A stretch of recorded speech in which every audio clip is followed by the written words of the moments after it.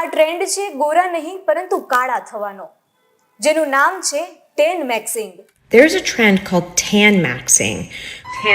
To start doing is tan maxing. જો કે social media પર દરરોજ કોઈક ને કોઈક નવો ટ્રેન્ડ વાયરલ થતો હોય છે. ક્યારેક ફિટનેસ તો ક્યારેક બ્યુટી અને હવે tan maxing. પરંતુ ડર્મેટોલોજીસ્ટ આ ટ્રેન્ડને વધુ જોખમી ગણાવી રહ્યા છે.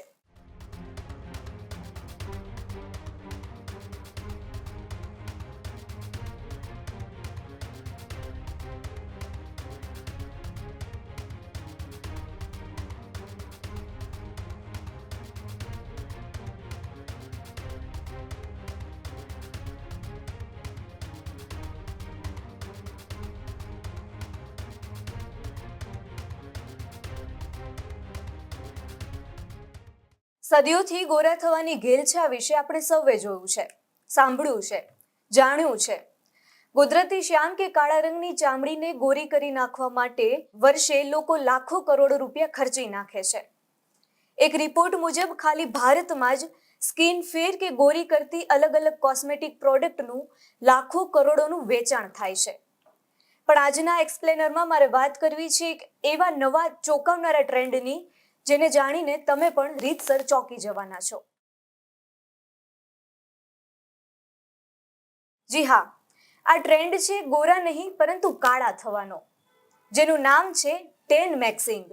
આખરે શું છે tan maxing? જો કે સોશિયલ મીડિયા પર દરરોજ કોઈક ને કોઈક નવો ટ્રેન્ડ વાયરલ થતો હોય છે. ક્યારેક ફિટનેસ તો ક્યારેક બ્યુટી અને હવે tan maxing. દેશ વિદેશના અનેક ઇન્ફ્લુએન્સર્સ આ ટ્રેન્ડને પ્રમોટ કરી રહ્યા છે અને લાખો યુવાનો આ ટ્રેન્ડને ફોલો પણ કરી રહ્યા છે. આ ટ્રેન્ડમાં લોકો વધુમાં વધુ ટેન સ્કિન એટલે કાળા બનવા માટે લાંબા સમય સુધી તડકામાં રહે છે. tan maxing એટલે જાણી જોઈને લાંબા સમય સુધી તડકામાં રહેવું, જેથી સ્કિનનો રંગ વધુ ટેન એટલે કે સ્કિન કલર ઘેરો થઈ જાય છે. ઘણા લોકો તો સૌથી વધુ યુવી હોય તે સમયે પણ સનસ્ક્રીન વગર સનબાથ લે છે. કારણ કે તેમને લાગે છે કે ડાર્ક ટેન સ્કિન વધુ આકર્ષક લાગે છે. પરંતુ ડર્મેટોલોજીસ્ટ આ ટ્રેન્ડને વધુ જોખમી ગણાવી રહ્યા છે. કારણ કે ટેન એટલે હેલ્ધી સ્કિન નહીં, પરંતુ ટેન એટલે તમારી સ્કિન યુવી કિરણોથી ડેમેજ થઈ રહી છે. વારંવાર વધારે તડકામાં રહેવાથી સ્કિન ઝડપથી વૃદ્ધ દેખાવા લાગે છે, કરચલીઓ પડી જાય છે અને સૌથી ગંભીર વાત કે સ્કિન કેન્સરનું જોખમ પણ વધી જાય છે. કેટલાક સેલેબ્સ તો બેઝ ટેન અથવા ટેનિંગ ઓઇલ્સની સલાહ પણ આપી રહ્યા છે. પરંતુ નિષ્ણાંતોનું કહેવું છે કે સેફ ટેન જેવી કોઈ વસ્તુ જ નથી. ટેન થવું એ સ્કિન ડેમેજની એક નિશાની છે.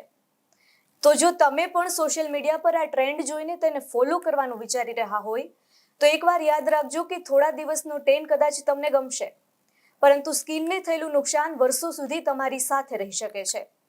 એટલે કોઈ પણ વાયરલ ટ્રેન્ડ અપનાવતા પહેલા તમારા સ્વાસ્થ્ય વિશે એકવાર જરૂરથી વિચારજો. ખેડૂત ભાઈઓ છે ખેતરમાં ડ્રોન ઉડાવતા હોય છે ત્યારે આપણે એક પ્રશ્ન સતાવતો હોય છે કે જે આપણે અત્યાર સુધી જીપીએસ ટેકનોલોજી વાળા ડ્રોન વાપર્યા છે, જેથી કરીને મોબાઈલ ટાવર છે અથવા તો હાઈ ટેન્શન લાઈન પસાર થતી હોય, કોઈ વૃક્ષો હોય, ત્યારે જે જીપીએસ ટેકનોલોજી વાળા ડ્રોન છે એમાં ટકરાય અને ટ્રેસ થાય છે.